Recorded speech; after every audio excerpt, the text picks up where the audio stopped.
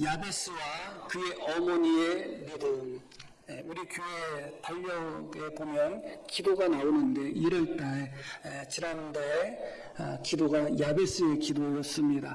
그 야베스의 기도를 보면서 갑자기 야베스의 기도에 대해서 설교하고 싶은 마음이 지지난주에 생겼어요. 그리고 그 말씀을 묵상하고 준비하다가 지난주에 전하려고 하다가 야베스 말씀을 전하지 않고 아차부에 관한 말씀, 아차부 기억나시죠? 그게 어떤 의미로 번역될 수 있는 단어라고 했어요? 아무거나 이야기하셔도 다 맞아요. 근심, 슬픔, 수고, 고통, 그런 쪽으로 번역될 수 있는 단어예요. 사실은 이 말씀, 지난주에 전한 말씀이 야베스의 기도를 말씀을 준비하다가 지난주에 전한 말씀을 전하게 되었습니다. 왜냐하면 야베스의 기도에 아차부라는 단어가 나오거든요. 똑같은 의미 속에서 나오기 때문에 말씀을 전하는 순서를 좀 바꿔야 되겠다 생각해서 야베스의 기도를 오늘 말씀을 전하게 되었습니다. 그렇게 말씀을 또 준비하는 과정 속에서 지난주에 야베스의 기도를 가지고 말씀을 전했다면 오늘 전할 말씀과 다른 말씀을 아마 전했을 거예요. 제가 은혜 받고 제가 준비했던 말씀과 오늘 전하는 말씀은 약간 다른 말씀이에요. 다르다고 해서 틀린 말씀은 아니고, 그래서 가만히 생각해 보니까 하나님께서 왜 말씀 설교를 전하는 순서를 왜 바꾸셨을까 하는 생각을 했어요. 지난주에 원래 야베스에 관한 설교를 하려고 했는데 그 순서가 왜 바뀌었을까 생각하고 순서를 바꾸신 이유가 아마 하나님께서 오늘 전하는 말씀을 전하라는 의미인가 그렇게 생각하게 되었습니다. 다시 말씀드리지만 지난주에 제가 묵상했던 부분과 다른 부분을 전하기 때문에 하나님께서 그래서 한 주간 순서를 바꾸신 것이 아닌가 저 혼자 그렇게 생각을 했습니다. 한때 한 20년 전에 야베스의 기도라는 책이 엄청 유행을 했어요. 그렇죠? 그런데 지금은 쏙 들어갔어요. 야베스 기도에 대해서 사실은 2절밖에 되지 않고 우리가 야베스라는 인물이 누군지 찾아보기도 참 어려운데 그 야베스라는 기도 2절 되는 내용으로 책 한 권이 나왔고 분량이 그렇게 두껍지는 않지만 그것이 전 세계적으로 히트를 쳤어요. 그래서 많은 학자들이 고개를 갸우뚱했다는 거예요. 이 야베스의 기도가 그 정도로 내용을 다루어야 되는 분량인가 그러면서 많은 사람들이 갸우뚱했다는 것입니다. 요즘은 왜 야베스의 기도에 대해서 조금 뜸할까 많은 비판을 받아서 그래요. 그 야베스의 기도를 어떤 성공주의적인 관점, 기복주의적인 관점으로 이해하고 해석하고 받아들이다 보니까 왜 야베스 기도를 그렇게 기복적으로 또 성공주의적인 관점으로 받아들이냐 하는 비판들이 여기저기서 많이 일어났습니다. 그러다 보니까 요즘에 와서는 야베스의 기도를 이야기하는 분들이 적은 것 같습니다. 자, 야베스의 기도 오늘 말씀을 통해서 하나님께서 무엇을 우리에게 말씀을 주실 것인지 우리가 잘 들으시고 또 우리 삶 속에 있어서 깨달음과 넘치는 은혜가 있기를 소망합니다. 자, 우리 1절이 아니라 9절 말씀 한번 볼게요. 야베스는 그의 형제보다 귀중한 자라. 시작은 참 멋있게 시작합니다. 그의 형제보다 존귀한 자다, 귀중한 자다 그렇게 시작합니다. 그런데 이어지는 말씀이 이렇게 이어집니다. 그의 어머니가 이름하여 이르되 야베스라 하였으니 이는 내가 수고로이 낳았다 함이었더라. 이 단어가 아차부에서 나오는 단어예요. 오체부인데 아차부라고 제가 그냥 편의적으로 이야기할게요. 내가 수고로 낳았다. 이게 아차부라는 단어고 하나님께서 하와에게 주셨던 그 고통, 내가 수고하고 내가 고통을 느끼면서 잉태하고 해산할 것이다. 그런 말씀을 주셨던 그 똑같은 아차부라는 단어에서 나온 단어입니다. 그런데 여인은 원래 아이를 낳을 때 아무리 쉽게 낳는 여자라 할지라도 아픔이 없을 수는 없겠죠. 물론 쉽게 낳는 사람도 있다고 합니다. 그래서 자식 이름이 붙들이라고 하더라고요. 화장실에 가서 심 넣었더니 애가 쑥 나와가지고 붙들고 나와가지고 붙들이라고 하는데 정설은 아닙니다. 여하튼 그런 사람들이 있긴 있지만 그렇다 할지라도 아이 낳는 것은 모든 여인에게 있어서 아차부입니다. 그런데 그럼에도 불구하고 야베스의 어머니는 더 특별한 의미에서 아이를 낳을 때 아차부, 수고와 고생과 고통이 있었던 것 같아요. 그래서 야베스라는 이름 자체가 어디서 나온 거냐? 아차부라는 단어에서 나온 거예요. 내가 수고로이 나았다. 내가 고생하면서 나았다. 내가 괴로움 가운데 나았다. 아차부 가운데 나았다. 원래 여인이 느끼는 일반적인 해산의 수고가 아니라 정말 어떤 의미에서 죽을 수밖에 없을 정도로 큰 아차부가 있었던 것 같습니다. 큰 난상이었는지 아니면 아이가 태어날 때 가문의 어떤 집안에 어떤 큰 문제가 있었던지 나라에 어떤 큰 어려움이 있었던지 우리는 알 수는 없지만 여하튼 아이의 이름을 아차부라는 의미, 수고, 고생, 고통이라는 의미가 담겨있는 이름으로 지었던 것입니다. 야베스 하면 그 이름 자체가 멋있어 보이는데 사실은 그 야베스라는 이름 자체가 아차부라는 단어에서 나온 거예요. 슬픔, 고생, 고통, 수고 뭐 그런 의미에서 나온 것이죠. 그런데 여기에 대한 해석, 왜 야베스의 어머니가 자식의 이름을 아차부라는 단어, 부정적인 의미잖아요. 부정적인 의미. 그런 수고, 고생, 고통, 근심, 슬픔 그런 의미가 담겨있는 아차부라는 단어에서 왜 아들의 이름을 지었을까 하는 의문을 우리가 먼저 생각하게 되는 것이죠. 두 가지 해석이 있습니다. 더 많은 해석이 있겠죠. 그러나 크게 보면 어머니의 고통, 어머니의 슬픔, 어머니의 이 수고를 자식에게 전가했다는 의미의 해석이 있습니다. 자신이 너무 힘들게 낳아서 혹은 이 아이를 낳을 때 너무 고통과 너무 어려움이 있어서 그 아이 이름에 아차부, 너는 슬픔이야, 너는 고생이야, 너는 수고야, 그런 의미로서 지어주었다고 생각하는 분들이 있습니다. 실제로 성경에 그런 사례가 있는데 라헬이 그랬죠. 라헬이 자기 아들, 둘째 아들 요셉 이어서 베냐민을 낳고서 그 둘째 아들의 이름이 베논이라고 지었잖아요. 그 베논이의 뜻이 무엇이냐면 나의 슬픔의 아들 혹은 나의 괴로움의 아들 그런 의미거든요. 혹은 나의 고통의 아들 뭐 다 같은 의미예요. 그러니까 아들을 낳고 자신의 아들의 이름을 나의 괴로움의 아들이라 하는 의미로서 베논이라고 지었어요. 그게 창세기 35장에 나오는데 한번 그 부분 한번 볼게요. 그가 죽게 되어 그는 라헬이에요. 둘째 아들을 낳다가 죽게 되었으니 얼마나 서글펐겠어요. 그의 혼이 떠나려 할 때에 아들의 이름을 베논이라 불렀으니 그냥 죽을 것 같으면 그냥 죽으면 좋은데 죽으려고 하는 바로 그 순간에 그 아들의 이름을 짓고서 죽어요. 뭐라고 지었냐면 베논이, 그 뜻이 무엇이라고요? 나의 괴로움의 아들, 나의 슬픔의 아들. 아들을 낳다가 자기가 죽으니 아들을 낳고 이제 정말 행복하게 두 명의 아들과 남편과 함께 행복하게 살 것을 기대하면서 아이가 임신되고 아이가 뱃속에서 자랄 때 얼마나 행복했겠어요. 이런저런 상상하면서 즐거웠는데 그 아이 때문에 죽게 되었으니까 그것이 얼마나 괴로웠겠어요. 그래서 그 아들의 이름을 베논이 나의 괴로움의 아들이다, 슬픔의 아들이다. 만약에 이 이름을 베냐민이 끝까지 가지고 갔다면 이 베냐민에게 있어서 너무나 무거운 짐이 될 수밖에 없죠. 자기 아들의 이름을 나의 슬픔의 아들이다, 나의 괴로움의 아들이다. 안 그래도 태어나면서부터 엄마가 죽었고 엄마 없이 커야 되는데 이름 자체도 네 이름이 왜 베냐민인지 알아? 네 엄마가 너 낳다가 죽어서 그래. 너는 네 엄마의 슬픔의 아들. 아들이야. 너는 네 엄마를 죽인 괴로움의 아들이야. 이거는 엄마로서 자식에게 지어줘서는 안 되는 이름이에요. 그런데도 불구하고 라헬이라는 여인은 자기가 죽는 순간 자기가 슬픔과 괴로움과 고통을 내가 이 아이 때문에 죽는구나 하는 생각이 들었던 것 같아요.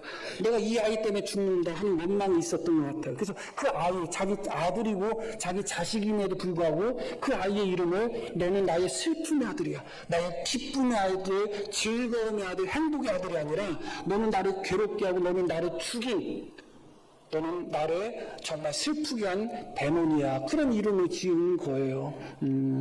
그것은 결국은 자신의 고통과 자신의 슬픔과 아픔을 자식에게 전가한 것이죠. 많은 가정에서 많은 부모들이 사실은 이런 고통과 이런 슬픔을 자손들에게, 자기 자녀들에게 전수를 하게 됩니다. 원하던 원치 않던 자신의 불행을 자녀에게 그대로 전달합니다. 자신의 고통을 자녀에게 그대로 전달해버립니다. 불행한 가정에서 태어난 아이는 불행하게 자라요. 부모가 여러 가지 고통과 고난과 슬픔 가운데 있을 때 그럼에도 불구하고 그 고통과 슬픔을 전가하지 않고 그것을 끊어버리는 부모가 있는가 하면 자식에게 그것을 고스란히 물려줄 유산이 없어서 그런 슬픔, 그런 고통, 고생, 그런 아픔, 그런 것을 자식에게 물려주는 부모들이 있습니다. 대부분의 부모들이 그럴 것입니다. 흔히 하는 말 중에 엄마 된 것도 처음이고 아빠 된 것도 처음이다. 다 엄마 될 때는 다 처음이고 다 아빠 될 때는 다 처음이에요. 그리고 또 하나 나면 둘째 난 것도 처음이에요. 또 하나 나면 셋째 나는 것도 또 다 처음이야. 그러다 보니까 다 서툴어요. 다 서툴러가지고 자기도 모르게 자기 감정을 자녀에게 그대로 쏟고 자기도 모르게 자기의 고통을 자녀들에게 그대로 전가하고 전수하는 그런 경우가 참 많습니다. 과연 야베스의 어머니도 그렇게 한 것인가?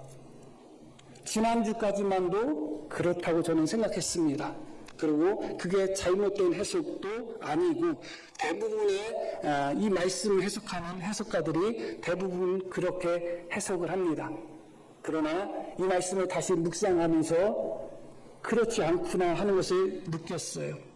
야베스의 어머니는 그 이름 자체가 내가 수고로이, 내가 아차부 가운데, 내 오체부 가운데 아이를 낳았다는 의미에서 야베스라고 이름을 지은 것은 분명합니다. 그 이름 자체에서 아차부가 느껴지는 것은 분명하고 슬픔과 괴로움이 느껴지는 것은 분명해요. 그런데 라헬과 다른 점이 두 가지가 있어요.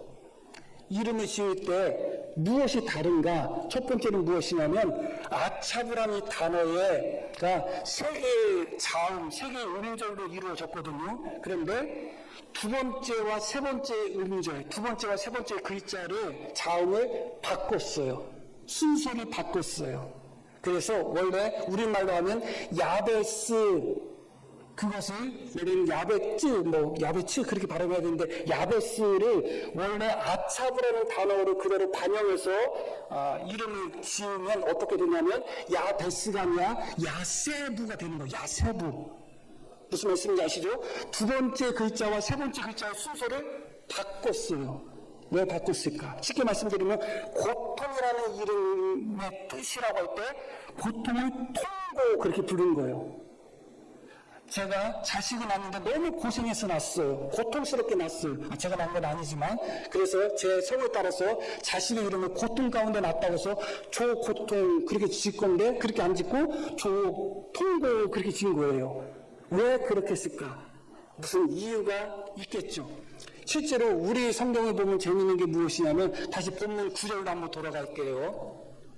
왜 야베스라고 이름을 지었냐? 내가 수고로이 낳았다. 이 수고라는 단어가 아차부라는 단어라고 말씀드렸잖아요. 원래 오체부인데 똑같은 단어예요. 그런데 수고라는 단어를 음절 순서를 바꾸면 뭐가 되냐? 수고의 음절 순서를 바꾸면 고수가 되죠. 그렇죠? 고수. 그러니까 어떤 일을 자꾸 힘들게 계속 수고하고 하다 보면 어느 순간 고수가 되지 않겠어요? 그런데 수고와 고수는 아주 다른 의미죠. 내가 수고로 이 아이를 낳았다 해놓고 아들의 이름은 조수고가 아니라 조고수 그렇게 지은 거예요. 우리말에서 더 쉽게 이해되는 것은 자살이라는 단어가 있죠. 자살인데 그 음절 순서, 그래서 음절 역전, 도치 그렇게 표현해요. 그 순서를 바꿔버리는 거예요. 자살의 음절의 순서를 바꾸면 뭐가 돼요? 사회자가 되는 것이잖아요. 왜 야베스의 어머니는 고통, 불행, 근심, 수고, 슬픔이라는 의미의 단어의 순서를 바꿨을까? 그게 중요한 거예요. 분명히 거기엔 어떤 의미가 있겠죠.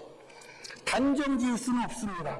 그러나 성경의 많은 해석들이 결국은 단정 지을 수 있는 것은 하나도 없어요. 이것이 정답이라고 할 수 있는 것은 하나도 없습니다. 우리가 지금은 거울로 보는 것처럼 신기하게 볼 수밖에 없죠. 그러나 그때 당시 관습이나 모든 것에 비추어서 우리가 유추를 한다면 고통이라는 단어의 순서를 바꿈으로 말미암아 그 고통, 그 슬픔, 그 수고, 그 아차부가 오히려 바뀌어서 복이 됐으면 하는 소망이 담겨 있었던 거예요.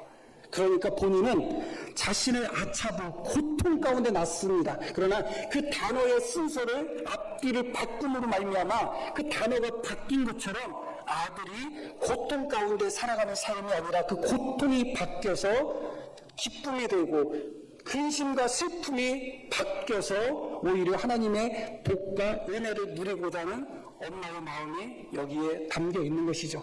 그러니까 엄밀한 의미에서 자기의 슬픔과 자기의 고생을 자식에게 그대로 대물림하고 전수한 것이 아니라 오히려 자식의 이름을 고통이라는 의미가 거기에 담겨 있음에도 불구하고 그 단어 자체를 음절 자체를 도치시킴으로 말미암아 역전시킴으로 말미암아 지금의 고통이 도리어 역전이 되어서 그 순서가 바뀌어서 하나님의 복을 누렸으면 하는 소망이 여기에 담겨 있는 것이죠. 이것은 야베스 어머니의 믿음이라고 할 수가 있습니다. 분명히 자기 자신에게 고통, 자식에게 고통과 아픔을 대물림하고자 하는 그런 의미가 아니에요. 또 한 가지 재미난 게 있어요. 원래는 야베스가 아니라 그 두 단어를 바꿨다 할지라도 아베스 해야지 맞아요. 그런데 야베스가 됐죠? 왜 야베스가 됐냐? 앞에, 이름 앞에 한 자음을 또 첨가했어요. 그것이 무엇이냐면 야훼, 여호와, 야훼의 이름의 첫 글자를 야베스 이름의 앞에 붙였어요. 그래서 야베스가 된 겁니다.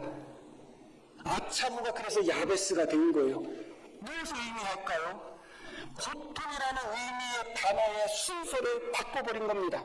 자살이라는 이름 단어를 사이자로 바꿔버린 겁니다. 수고라는 의미의 단어를 고수로 바꿔버린 겁니다. 그리고 그 이름 앞에 접두어로 여호와 하나님의 이름을 맨 앞에 그 앞에 같이 붙여놓으셨죠.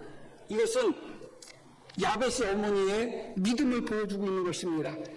내가 비록 수고 가운데 고통 가운데 괴로움 가운데 아이를 낳았다 할지라도 아마 이것은 그냥 난산이 아니라 최소한 가정과 가문의 어떤 엄청난 환란이었을 것입니다. 그래서 야베스가 태어나면서부터 가문이 무너졌든지 가정이 무너졌든지 하는 그런 어려움의 가능성이 커요.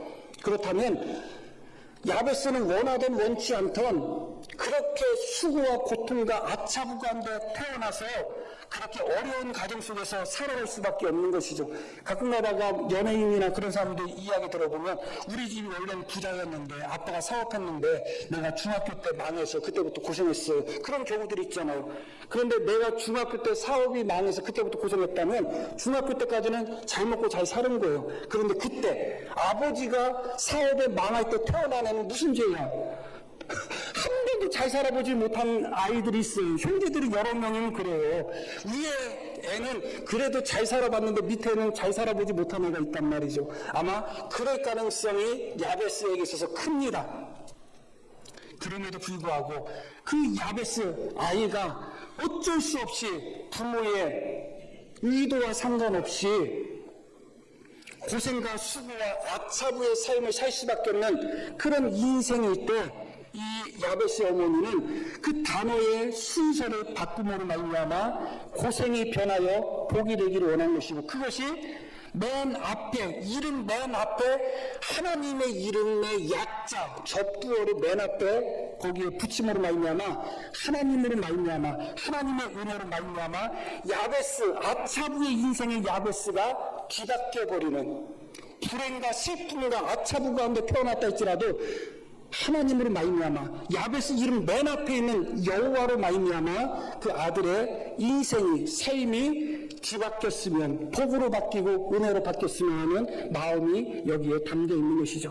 이 두 가지를 유추해 봤을 때 결코 야베스의 어머니는 그 아들에게 자신의 수고, 자신의 고통, 자기 집안의 어려움, 그것을 자녀에게 물려주는, 전가하는 의미로서의 야베스가 아니라 오히려 그 아들은 태어날 때 아차부로 태어났다 할지라도 그 아차부라는 이름에서 거기서 이름을 따왔지만 그 글자 순서, 음절 순서를 바꿈으로 말미암아 그 아이는 아차부가 아니라 아차부가 변하여 하나님의 샬롬을 경험하기를 원하는, 그것도 이름 앞에 여호와 하나님 이름이 접두어로 같이 붙임으로 말미암아 하나님의 은혜 가운데 그 아이는 샬롬을 느끼며 살아갈 수 있었으면 하는 소망과 믿음이 담겨 있다고 보여지는 것입니다.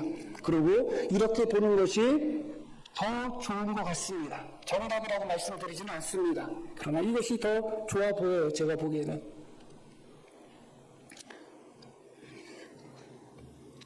180도죠. 180도 달라지는 겁니다.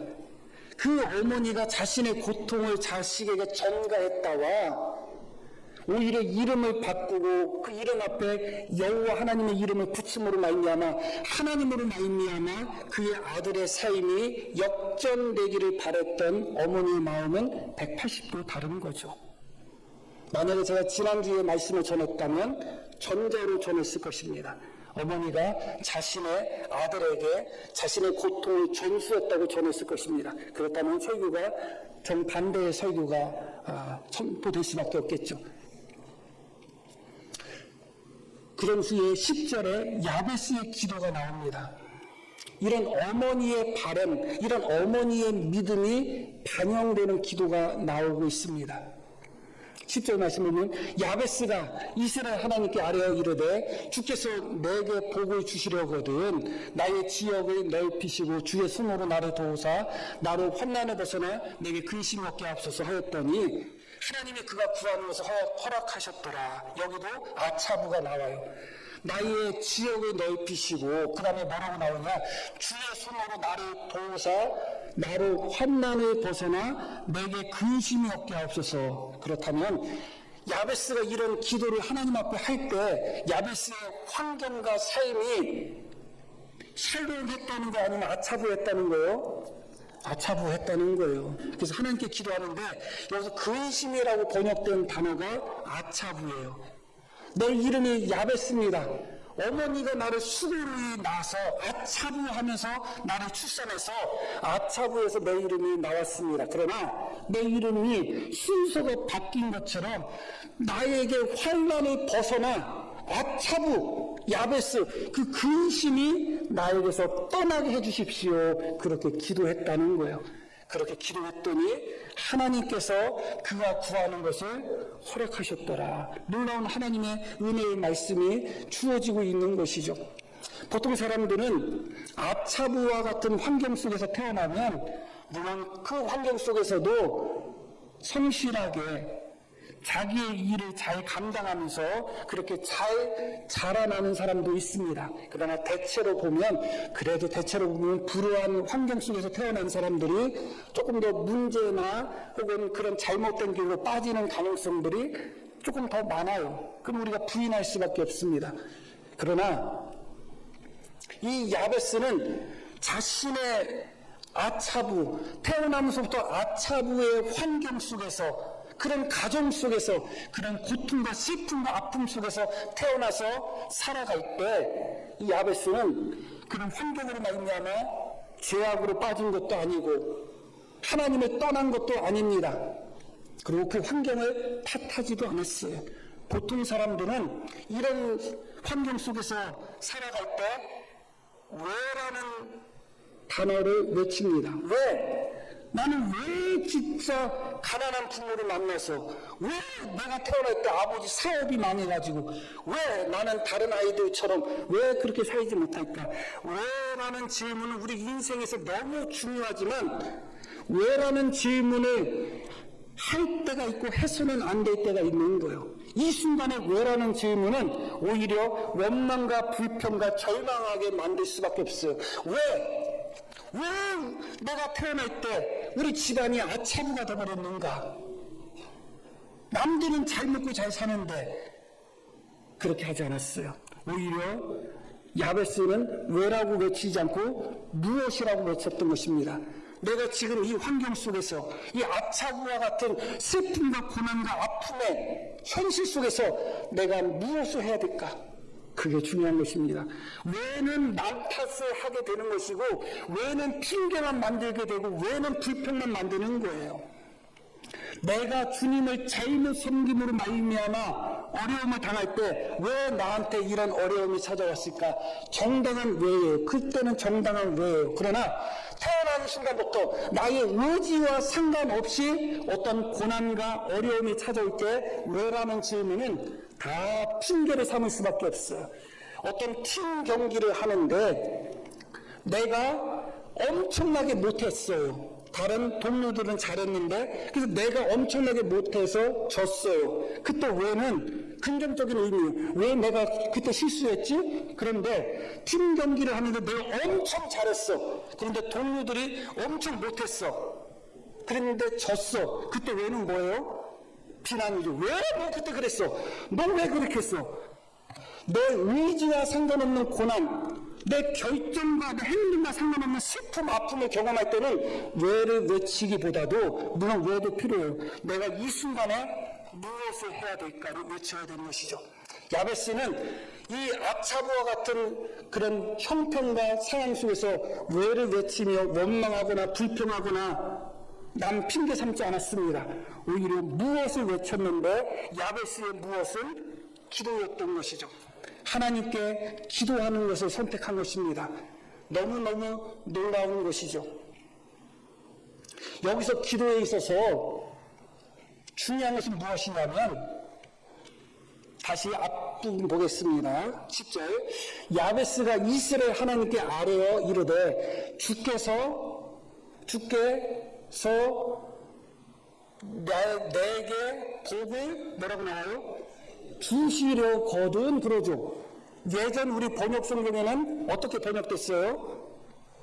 복에 복을 더하사 그렇게 번역됐죠.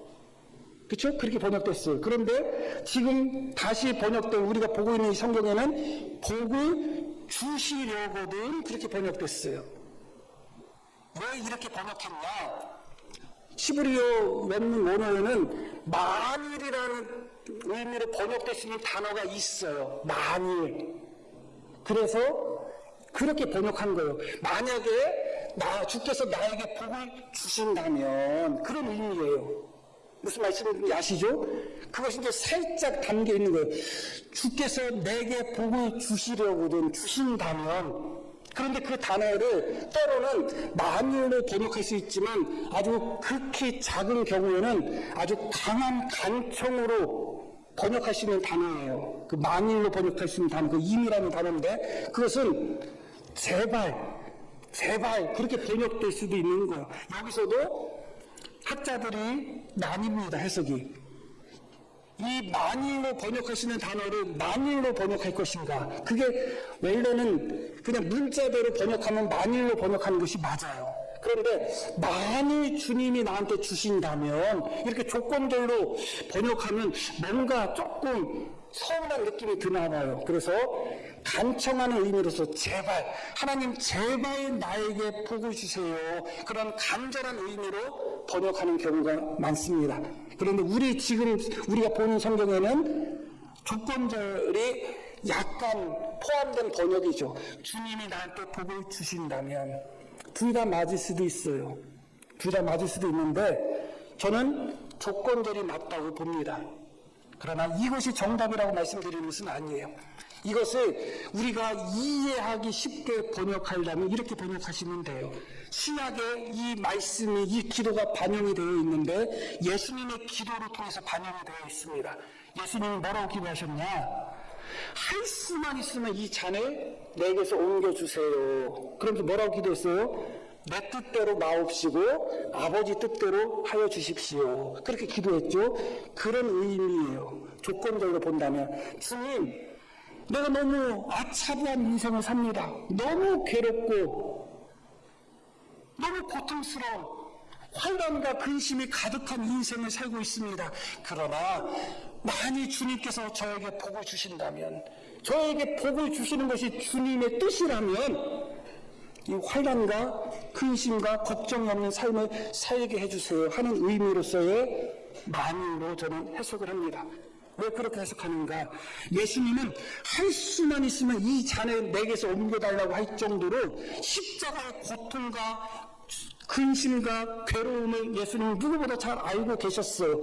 그럼에도 불구하고 자기 뜻을 추구하지 않았죠. 왜냐하면 먼저 주님의 나라와 주님의 의를 구하라고 했던 예수님이 우리에게 그렇게 기도를 가르치셨잖아요. 너희는 먼저 주님의 나라와 주님의 의를 구하라고 우리에게 기도를 가르친 예수님이 정작 당신 자신은 하나님의 뜻, 하나님의 의를 먼저 구하지 않고 자기가 십자가를 짊어지고 싶지 않은 육신의 생각을 먼저 구한다면 순서가 바뀐 거잖아요. 예수님은 우리에게 말씀하시기를 너희는 먼저 주님의 나라와 주님의 의를 구해, 그렇게 말씀하셔놓고 예수님이 하나님께 기도할 때는 하나님의 뜻이, 예수님이 십자가에 못 박히시는 것이 하나님의 뜻인데 하나님, 나 이거 십자가에 못 박히는 거 싫어요 하면서 이 십자가를 내게서 옮겨주세요 그렇게 기도하면 순서가 바뀐 거잖아요. 야베스가 하나님 앞에 그 엄청난 아차부의 근심과 고통과 슬픔 가운데 하나님, 제발 내가 태어나기는 내가 아차부 가운데 태어났지만 이것을 옮겨주세요. 이 환난을 없애주세요. 나에게 복을 주세요. 그렇게 기도했다면 순서가 바뀐 거예요. 내 생각, 내 욕심, 내 마음, 그것이 먼저인 거예요. 제발 꼭 해주세요. 하나님 앞에 간절한 기도가 될 수 있지만 이 기도의 순서는 내가 앞에 있어요. 오늘 말씀에서는 순서가 중요해요. 야베스의 이름에서 아차부라는 단어, 고통이라는 단어의 음절 순서가 바뀌었어요. 이름이. 그러나 바뀌어서는 안 되는 것이 있어요. 맨 앞에 있는 야훼, 여호와, 그 하나님의 이름은 언제나 맨 앞에 있어야 되는 거예요. 고통이라는 단어는 순서가 바뀌어서 복으로 변했으면 하는 마음을 거기에 담지만 그 고통, 아차부를 이겨내고 아차부를 벗어내고 아차부가 없는 삶을 살기 위해서 야베스는 하나님, 맨 앞에 있는 하나님을 뒤로 옮기지 않았어요. 순서를 바꾸지 않았어요. 많은 사람들이 고난과 고통이 찾아오면 순서를 바꿔버리는 거예요. 바꿔서는 안 되는 순서가 있는 거예요. 하나님이 뒤로 가서는 안 되는 거예요. 하나님이 앞에 가는 거예요. 이거 꼭 해주세요. 이거 꼭 안 해주시면 안 돼요. 그것이 아니라 만일 주님께서 나에게 복을 주신다면, 그것이 주님의 뜻이라면 나로 하여금 혼란이 없고 근심이 없게 하여 주십시오. 이 기도는 순서가 명확한 기도예요. 내 뜻이 첫 번째가 아니라, 내가 환난당하고 고생당하는 것이 첫 번째가 아니라 주님의 뜻이 첫 번째인 거야. 나는 지금 환난당하고 있습니다. 고난당하고 있습니다. 그러나 만일 이게 주님의 뜻이라면 나에게 복을 주십시오. 나에게 환난을 벗어나 근심이 없게 하여 주십시오. 나의 지경을 넓혀 주십시오. 순서를 바꿔야 되는 것은 바꿨지만 절대로 결코 바꿔서는 안 되는 순서는 끝까지 지켜나간 거예요. 이스라엘 백성들이 자식의 이름에 하나님의 이름을 넣는 경우는 많지가 않아요.